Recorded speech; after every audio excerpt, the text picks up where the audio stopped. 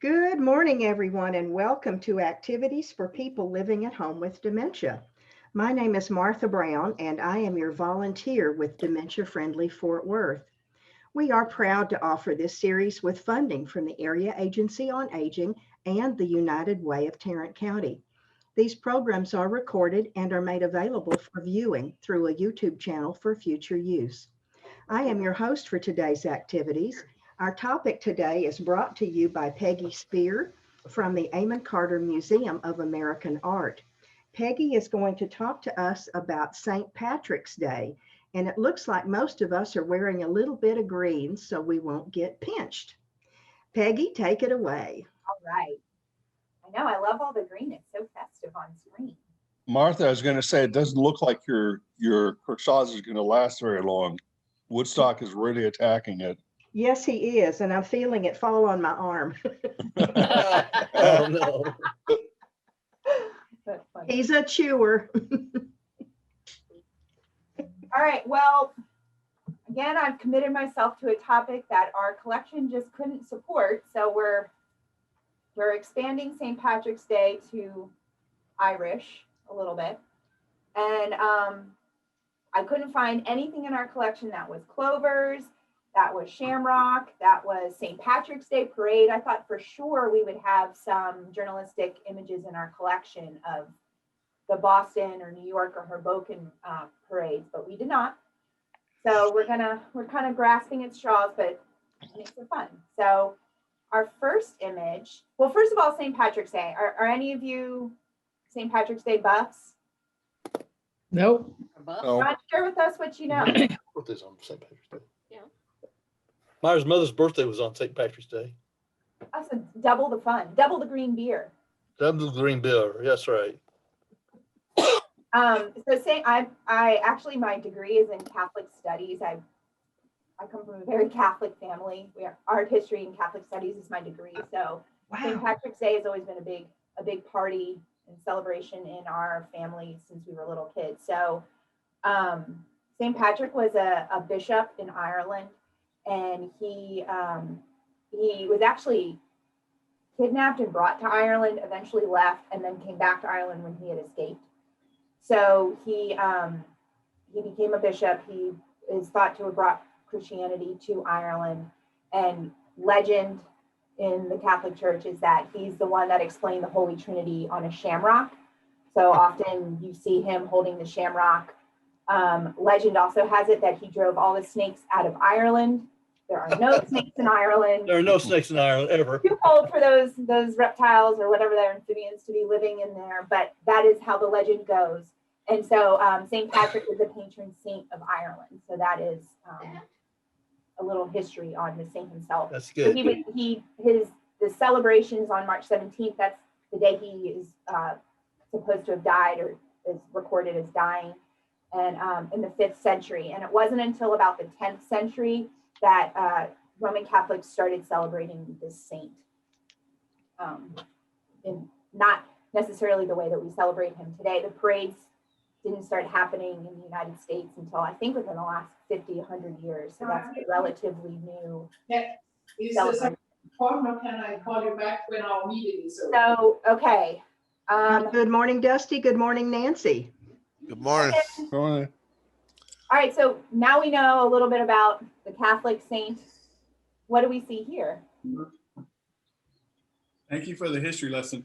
Yeah, that's just a quick down and dirty. I know St. Patrick, a lot of people felt kind of like a Cinco de Mayo. People are all Irish on St. Patrick's Day and don't necessarily know a lot about the saint himself, but he's a rock star in the Catholic Church.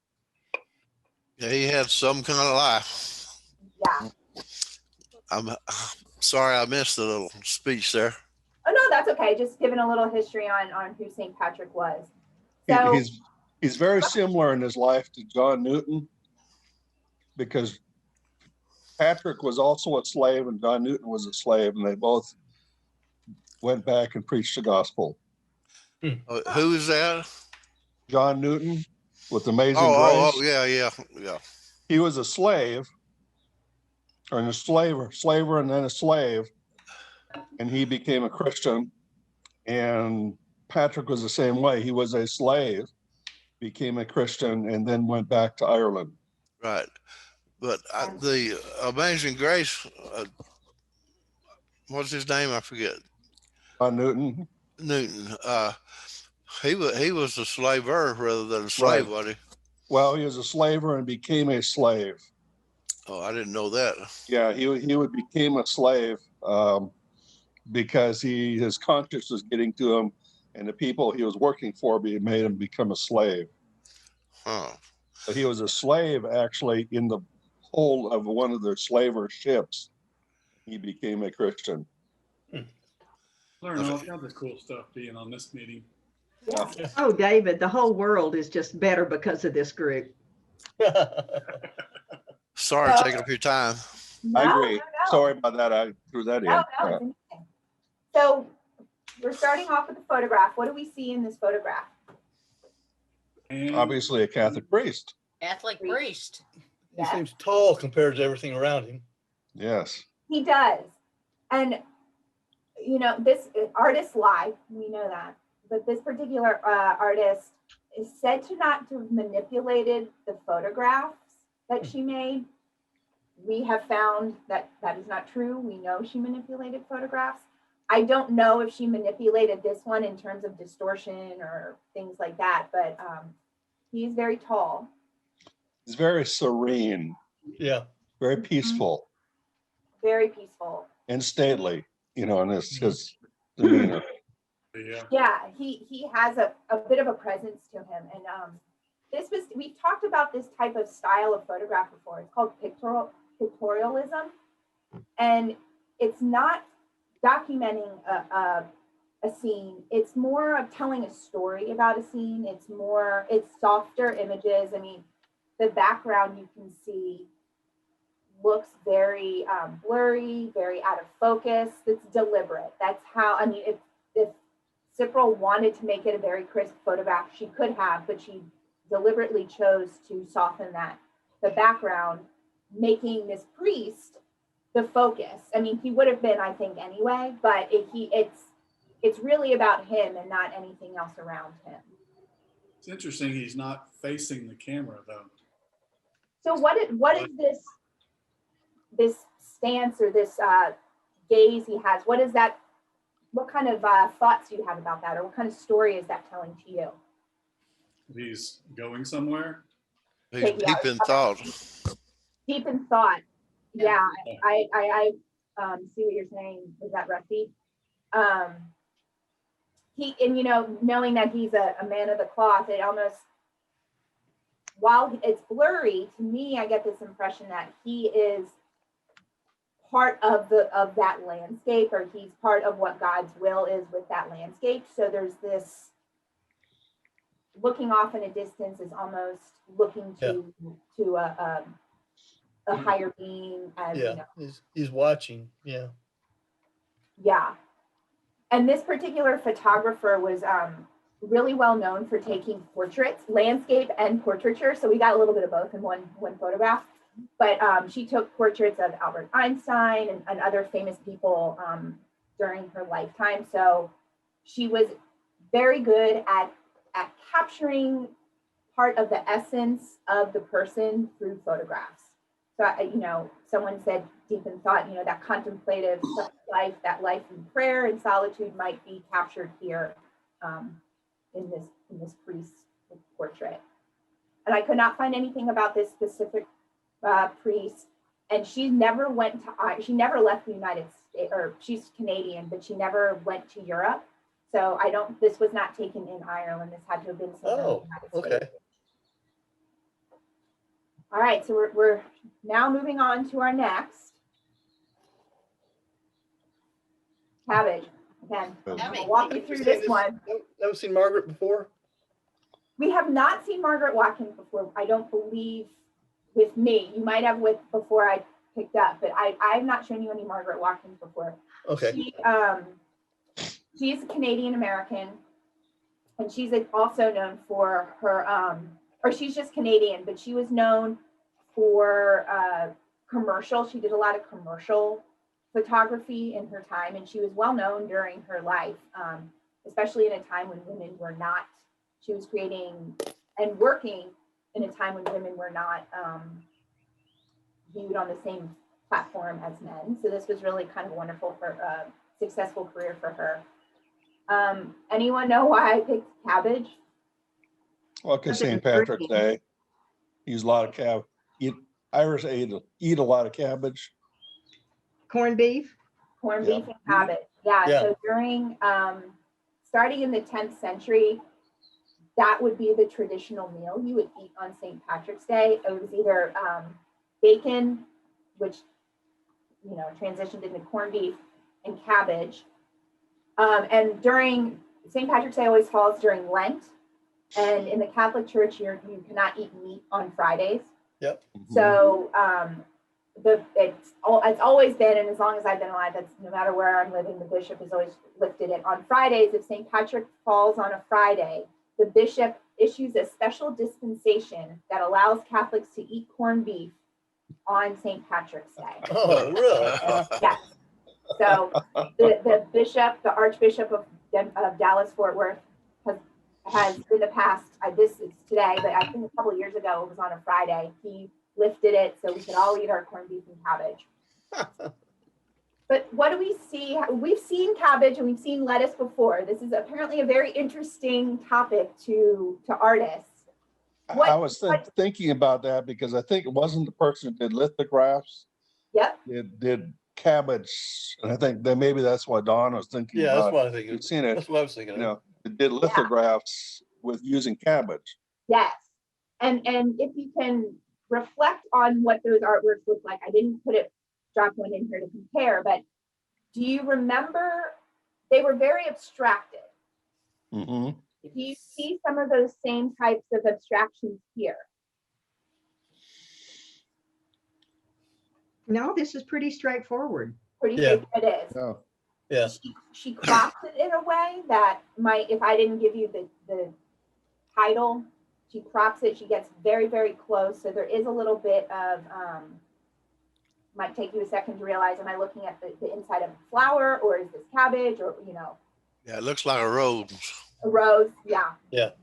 And the shadows too create almost more leaves than are actually there. Yeah. Yes. But she was really well known for her cropping, which she is showing here. But she was also really known for her photograph of everyday objects. And so what's more everyday than cabbage? And so domestics, and she was very interested in round forms. So while this is cropped, there's still the repeating we're seeing over and again. Do you like the photograph of the cabbage more, or are we liking the lithograph with the color? Which would you gravitate towards? Yeah, I like realism a lot of times, so I like this a little bit better. Yeah, I do too. Yeah. All right, You don't have to think so hard. yeah, it's pretty real. You know what you're getting right when you look at it. Yeah. Kind of like going to the produce section. Yeah. You know what you're going to get. If only every produce section looked this beautiful, huh? No kidding. Yeah. Let's look more from a farmer's market. Yes, I love it. Oh, cabbage. All right, so we're moving to our next image. I like And that. this Oh, is a That's lithograph beautiful. entitled Irish Grandmother by a friend of ours. We've seen his works before, George Bellows. And Bellows was the one that did the boxing scene. Yeah. And Yes. he did the polo scene. When we looked at sports, he had two in that particular one. So what do we see here? Cane. She's got a cane. A cane, yes. She's holding a cane. she's a reader. Earrings. She's a reader. She's a reader Yep. with a book on her lap, Probably a Bible. a Bible. Yeah, that'd be my guess. Yeah, it doesn't say anything on the spine that I can see. Well, but it's a thick one. It's got that little At least to me, that little marker coming off the side of the bottom, it's usually meant a placeholder. Oh, down here you're seeing it, or down Yeah, here? down there. Down there, yeah. Yeah, It that could be might part be. of the dress, but usually Yeah. that's a placeholder, and it's usually a Bible. Mhm. She has a shawl on. A Yeah, shawl, yep, shawl. She's very skinny. skinny, Yeah, her fingers are thin. Her yeah, her Tattoos face are- is not without doesn't Broad. have very muscles. Her muscles are atrophied or something in her face. She's got I don't know what they call them. It's kind of like a cap on, hmm Bonnet, a bonnet. bonnet. Yeah, the bonnet. Kind yeah. of. And I don't know if you can see the detailing here. Yeah, And here, it looks almost as if she had kind of that lace underlay that often would right. accompany fancier dress. She looks happy Yeah. Yes. What, to me and what makes you say that? because her face. Yeah. She's not frowning. She's actually almost a smile. Yeah, Yeah. But her eyes look sad. Yeah, her eyes definitely look sad. I agree. Her eyes look sad. She seems to come from a wealthier, I would guess, socioeconomic situation. I don't know. We don't know who this woman is.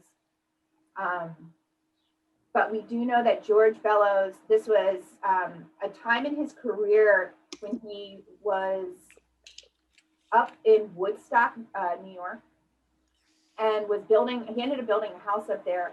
And so he was spending a lot of time up there. I believe his mom lived there. And he was drawing portraits of family and friends that he met, particularly attracted to drawing elderly people. And so this was one of those portraits created during that time. So we don't really know who this person is. But it's a lithograph. But if I didn't tell you it was a lithograph, and correct me, and maybe I'm wrong, but I feel it looks as though he did it with charcoal or pencil. Yeah. It does to me, yes. Yeah. He was really good at lithographs, and when we looked at the boxing and the polo match, those were lithographs too. He was so good at them, he made them look as if they were sketched or drawn by hand when they were really done on a lithographic stone with inks. So the lithograph wasn't always a popular medium in the United States, and he is one of the artists that made it a popular medium in the US and proved that it wasn't a dated process of creating works on paper, but made it kind of splashy and fun and had a bit of a dynamic feel to them that often lithographs lacked. And So- the Go detail, ahead. you see the writing on her arm and you see all the wrinkles and the detail is just amazing. Is that tattoo like on her arm, or what is that? My hunch is that it's the lace, kind of like a lace. Yeah. Okay, but we don't see the end of it really, like you do No. on the normal sleeve. It's kind of ragged. Yeah, which gives it that sense of quick sketching. Yeah. Which nothing was really that quick in lithography. So it feels like he was more interested in capturing maybe the attention of the face. Yeah. Because that seems to have a lot of detail to it. Mm-hmm. If you look at the bottom side of her arm, you see something similar to what's written on top of her arm. So that tells me more that it's lace than a, Yeah. Yeah. Yeah. now that I get out my, Love it. yes, I know you want to like zoom in on these things. yes. And If I then- hadn't seen that, I would have thought it was a tattoo also. Yeah, I thought it was a tattoo for a while, but then She's a hard grandma, you know. yeah, that's right. She's an Irish Look at grandma. that hard life in the 1920s, getting those tattoos. And then on her left arm, we get the idea of, The lace. yeah, Of a crop, yeah. gathering or lace, Yeah. but a totally different look. And this particular artwork is about 12 inches by 9 inches. So you would be able to see pretty up close some of that nice detailing if you were to see it in person. And so this is one of the lithographs that several museums have this portrait. And he was able to make multiple copies of this particular portrait. She looks old. Mhm. And She looks as if oh, go ahead, Yetta. she looks as if she has had a very hard life where she worked a lot and was maybe outside. Mhm. Yes, yeah. She looks tired. Yeah. Yeah, she does. Yeah. I would love to know how old she actually is. None of that Yeah. information has survived. Right. She certainly does not look pampered, No. other than what she's wearing. Right, yeah. She Yeah, looks like and she's- she never went to Europe, so she could have been an Irish immigrant. She just could have come from an Irish background, but he did not. This was not done. Like I said, he lives in Woodstock. This was not done in Ireland. You know, her finger joints even look arthritic. Yeah. Mhm. Yes, good point. Mhm. Great observation. Yeah, I mean, the detail is amazing. he was really good at portraiture, and he painted a lot of portraits as well. And down here it says George Bellows, and then it says under it Irish grandmother. And I believe the name right here is the printer, the person who actually ran the print through the on the lithographic stones. Those often got as much, not as much, but they were recognized with the artist because it's a true talent to be able to print and not have anything smudge or bubbles in the touche or anything like that. So I think that's who that name is down there. All right, we got one more. And this is by photographer Willard Ames Van Dyke. He was an American. And he had a long career. He worked in film. He's actually really known for film. And while he was a photographer himself, he was sort of the pub guide. People would come to him and he would put other people in touch. He was sort of like the broker for other photography shows to come together and things like that. But he did receive a fellow from the Ford Foundation in 1979 and 1980, which this says 1978. So I'm wondering the timeline, but he received a fellowship to go to Ireland to photograph around the country. So what do we see in this particular photograph? You see, looks like a shop with living quarters above it. Yep. Mm-hmm. Yeah. Which is very common. It's like a mom and pop place. Right. Do you have any guesses on what they might be selling or? Beer. Well, it says. What makes you say beer? Maybe it's a Why did I say cobbler. beer? Did I someone- don't. It looked like a tavern to me. A tavern? Does he got an apron on? It could be a cobbler. Cobbler. Yeah. Oh, that's true. Yes, he does have an apron on. It's black and white striped. I can't tell what this. Yeah, what's in the window? It looks to me like there are two terracotta planters with a little bit of flower, like 3 or 4 stems coming out of it. I can't tell what's through the blurred window. No. Yeah. That's But to me, it doesn't look like tables and chairs. My initial thought was, oh, this must be like a little cafe in a neighborhood. But it doesn't seem, you'd think there would be, maybe a couple tables and chairs outside on the sidewalk, or you would see chair backs or a table pressed up against the glass, maybe. What does it mean, bequest of Elliot Porter? That Elliot Porter essentially gifted it. It was gifted on Elliot Porter's behalf. And so Elliot Porter was also someone who used this die coupler print method when printing his photographs. So this might be an artist a photographer that he was interested in, or just admired his work or whatever. Okay, thank you. for asking that because I wanted to know it too. Great. Yeah, names. if you don't ever see, sometimes, or, you know, I'll include what we call the tombstone information in the industry. People call it the tombstone because it's the stuff you want to know about the artwork right out of the gate. If it doesn't have a line that says gifted or request of or purchased from, that just means it's part of our regular collection. If you see some of these details, that often means there is stipulation on how we have to acknowledge how it was acquired into our collection. So you don't always see it. I was looking at the building and they really use the color to kind of make the building stand out, storefront stand out from the rest of the, you know, with the blues and the pinks. Yes. Since it was obviously smaller than the others. Yeah. I wonder if this was an alleyway that got closed in.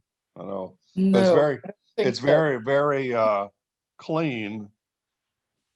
You know, it's like it's a very presentable storefront. Yeah. And the architecture, you have the part there, it's got the little stones, and then you got the mirrors, the windows down there, and the flat over there.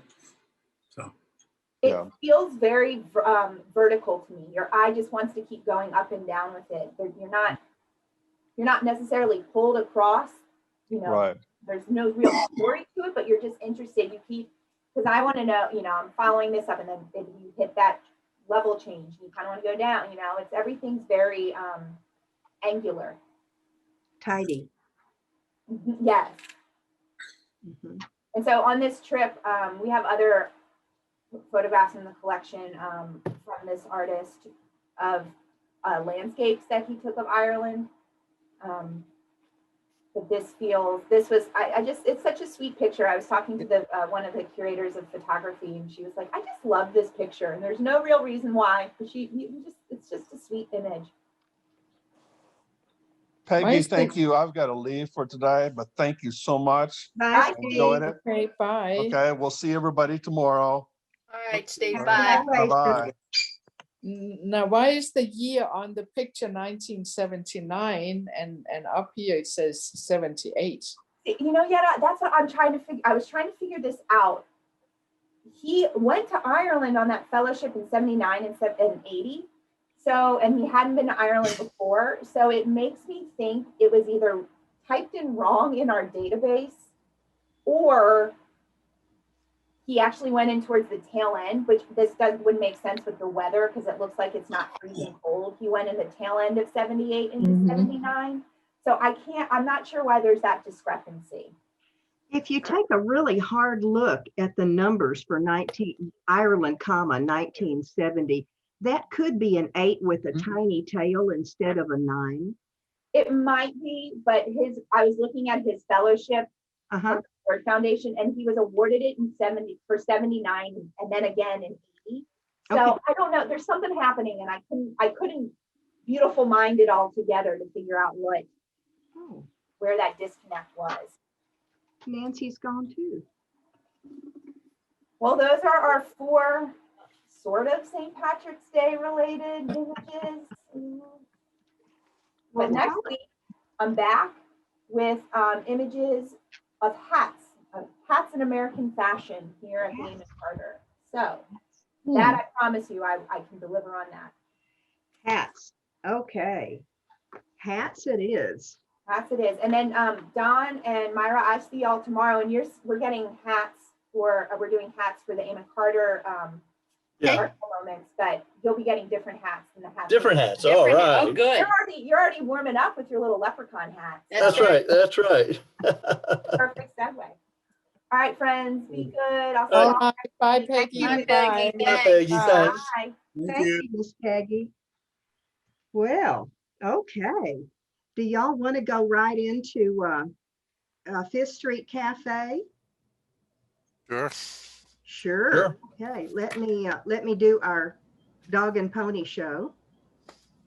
We'll get that shared.